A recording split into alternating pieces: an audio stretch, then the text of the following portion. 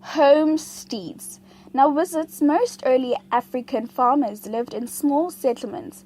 Families lived together in a number of huts in a circle around cattle kraal. The family's huts together with the cattle kraal are called a homestead. Tools and iron. The farmers used iron tools. Iron was not produced in every homestead, so most ordinary people who wanted iron tools had to trade for them. Iron hoes and axes were important. Now let's continue to look at food. The farmers ate mostly cattle and sheep, but also hunted game for extra food. They harvested grain and stored it in pits, which they dug into the ground and lined with clay. They ground the millet and sorghum into meal with grinding stones. Attitude to land.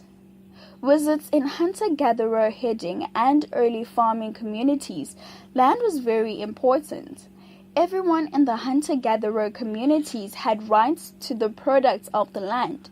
This could be the food gathered by the women of the game hunted by the men and water. In farming communities, everyone had the right to land on which they could graze their cattle and plant their crops. When the sons of chiefs grew up, they often moved away, a group of young people to settle on new land and to become chiefs. Sometimes there was conflict over the land. This happens especially in times of drought. The chiefs living with their followers in the same area tried to control the land for the use of their people and cattle. Now looking into interactions with the Khoisan. There was a lot of contact between the early African farmers and the Khoisan people. Leaders of early African farming communities respected the San hunter-gatherers as the first owners of the land. They believed the San had special powers like the power to make rain.